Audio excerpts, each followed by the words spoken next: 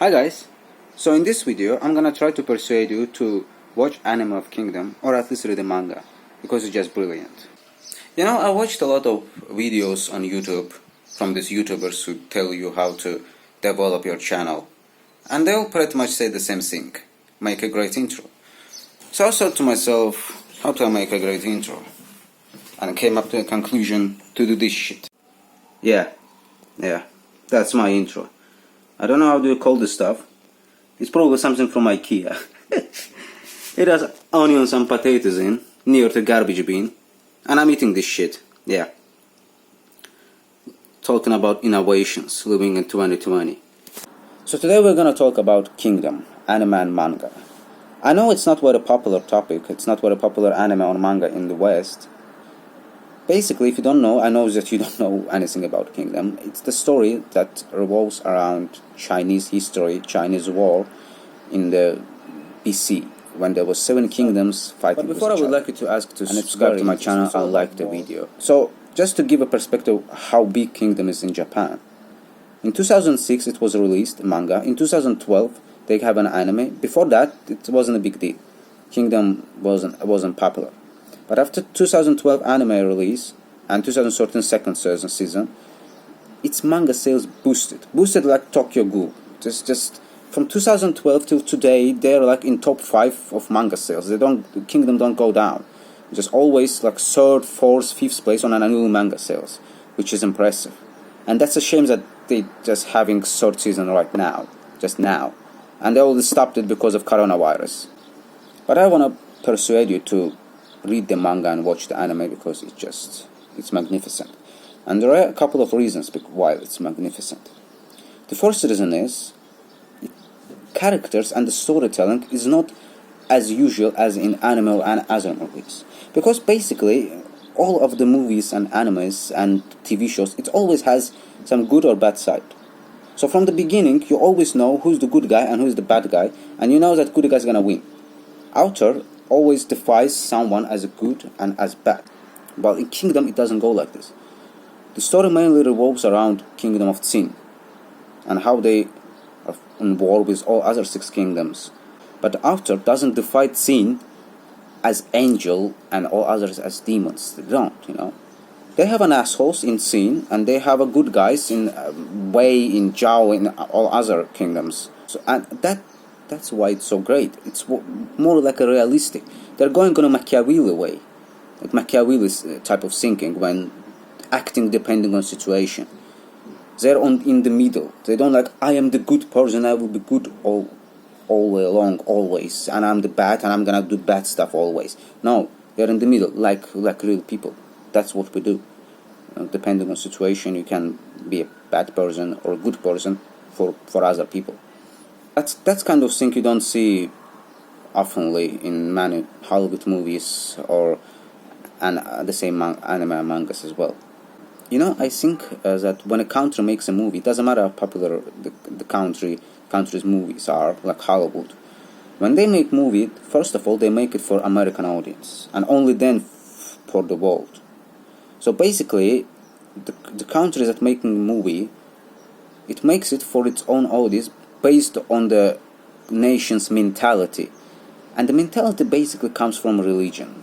You know, it doesn't matter how much religion just stopped being popular just now, from this generation. Before, everyone was about religion, everyone was religious.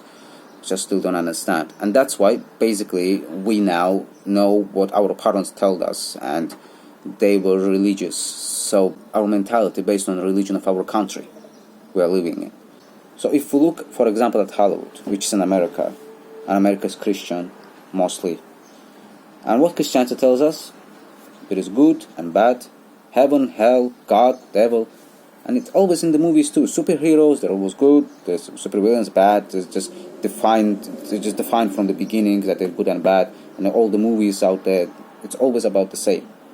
While in Asia, in Buddhism, they have a lot of like Shintoism, Hinduism, but basically it's all the same. It always tells that you have God and evil in you. It's all about you. You are your only enemy and you are your only friend. And if you want to change something in your life, only you can do it. You are responsible for your actions. Don't try to find some enemy outside. of yourself. And is an anime too. It's always revolves around character development. They have a good and bad sides, but mostly it's just good.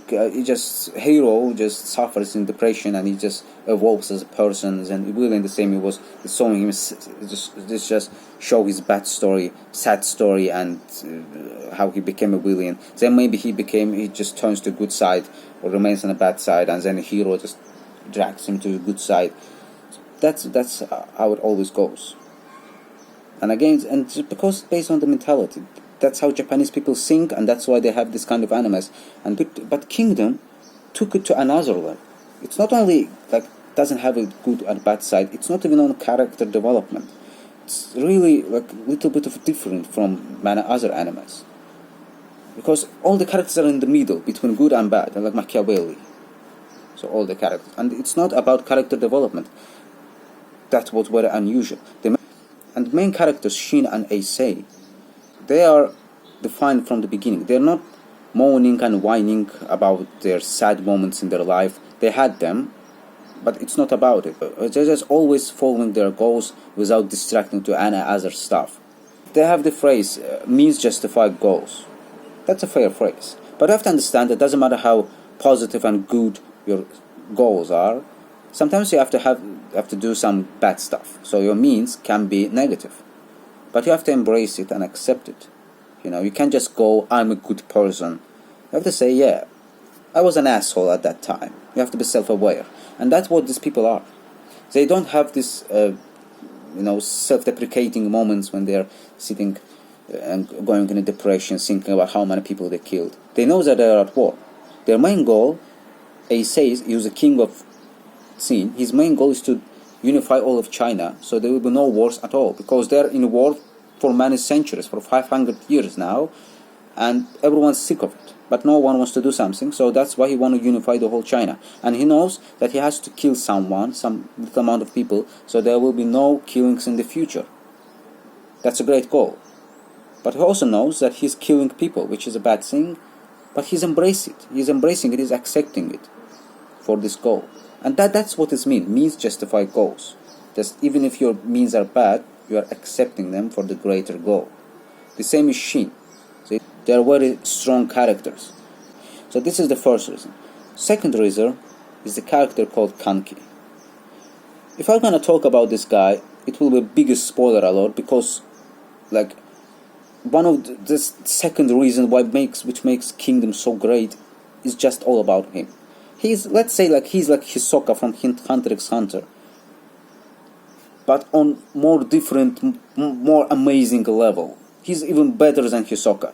He's so fascinating. He's so different from other people, from other he's a general, but he's so different. The way how he makes war. Third and the last reason is just what this manga is about: war. In Kingdom, war just took on totally another level. It's insane. It's like, watching a sport anime like Hyakkyu or Kuroko's basketball, when they're having a game, like volleyball game, for 15 episodes. And it's amazing, yeah? Just, you don't feel it like 15 episodes, because it's always something happening. This is the same thing like in Kingdom, but in the war sense. There's like 200,000 people against 200,000 people who are in constant fight for 10 episodes, non-stoppingly fighting, and a lot of strategies that generals do. I can't even count how many times you will be surprised by the tactics that these generals are doing, especially Kanki.